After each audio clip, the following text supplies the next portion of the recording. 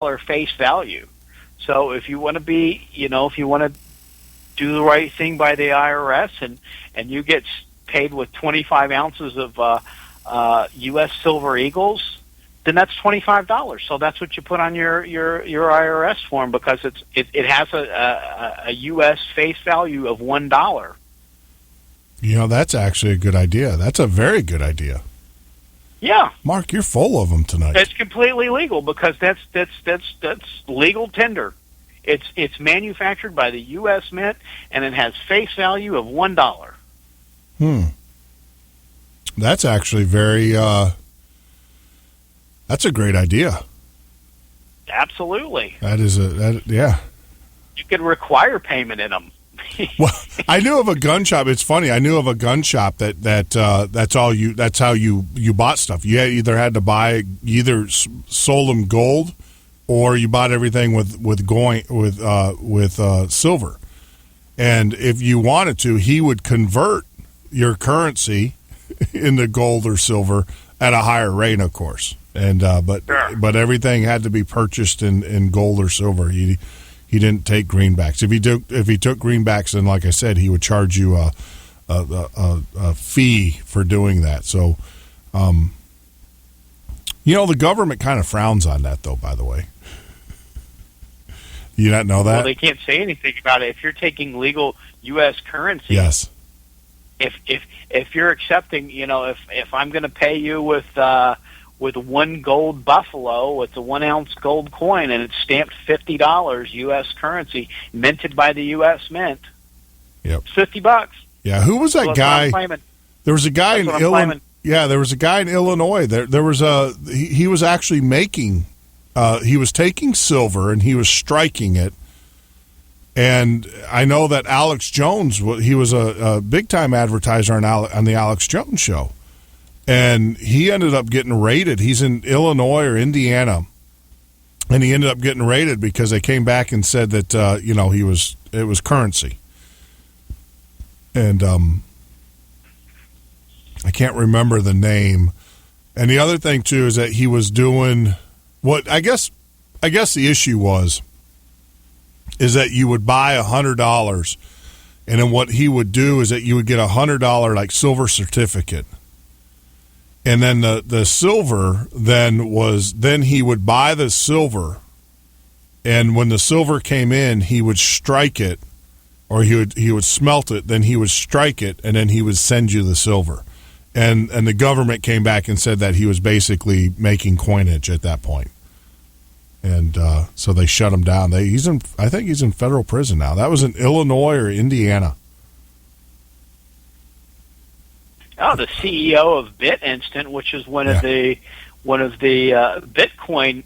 They're not as big as Mt. Gox. When you think about a Bitcoin exchange, you think about Mt. Gox. That's they handle about 80% of all the Bitcoin transactions in the world. Yeah. But I guess this is one of the little ones. They shut the federal government shut down Mt. Gox for a few days back last year. Now, this is one of the little ones. It's called BitInstant, and the CEO is Charlie Shrem, and they arrested him I guess it was about a week ago. Yeah, didn't they get him for like money laundering and everything? Uh-huh. Yeah. My thing is, if the government wants to shut you down, they're just going to shut you down. There's nothing you can do. I mean, they just. It's the government. They just make stuff up. and who are you? That's why I'm not into Bitcoins, because either it's not going to work out, or if it does work out, the government's going to shut them down. So if Bitcoins it just seems like a lose-lose situation to me. And I know a lot of people have made a ton of money with it. It went from $3 or 50 cents a Bitcoin to at one point it was about $1,200 for a Bitcoin. So, a lot of people made a lot of money, but you know what? A lot of people made a lot of money at the track too today. So, and I didn't go to the track, and I'm not going to start going to the track. So. Yeah, no, I just, I mean, you got to be careful.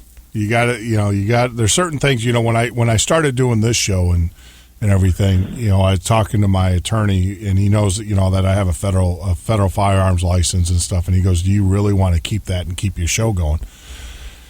And I'm like, "Why not?" And he's like, "You know, no one is perfect, Jeff." He goes, "Everybody makes mistakes.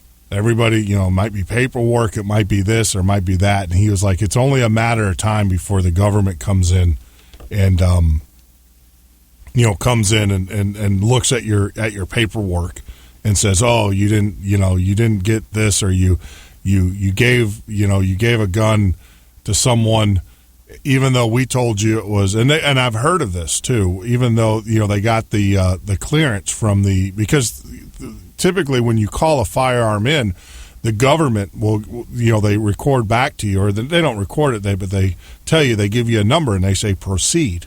So how easy would it be for them to say, "Well, we didn't say proceed, we said deny." And then the next thing you know, you're looking at a felony, and of course you can't record those conversations with the government. You can't put them on a recorder or have a system. So yeah, my friend who's the attorney and also advisor of mine, he was like, you know, "Do you really want to do a political charge show and have a federal firearms license at the same time? Because it's only a matter of time before they come in and bust you. And if they truly want to do it, they'll just make stuff up." And so, yeah, there's that guy Harvey Silvergate. He wrote that book, 3 Felonies a Day: How the Feds Target the Innocent.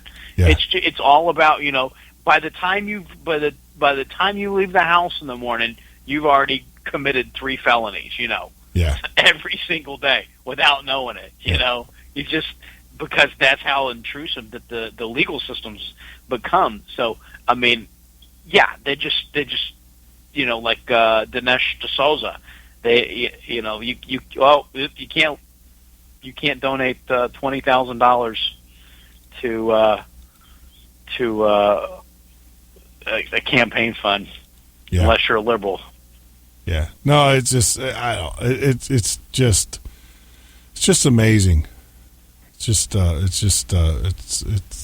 amazing, and I shake my head and you know, look at how much we are how much we're kind of in the doghouse, you know, as far as this government. If they truly wanted to screw you up, they could.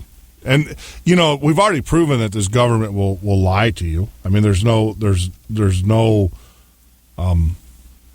reasonable expectation that they're going to tell the truth.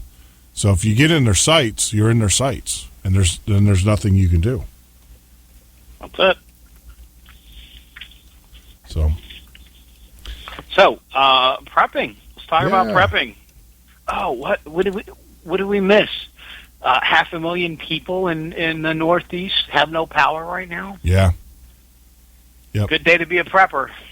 Exactly. You know, and I've been talking about this, is that, you know, when I first got into prepping, obviously we think of the dire, you know, the government's coming, but I'm seeing more and more now. I guess it's just because I'm awake. I'm seeing more and more stuff like you said, without power, without water, and without medicine. I mean, there's actual medicine shortages, you know, in the United States right now, where you can't get certain penicillins or certain antibiotics, and it's just amazing. So. And the novel bird flu. Yeah.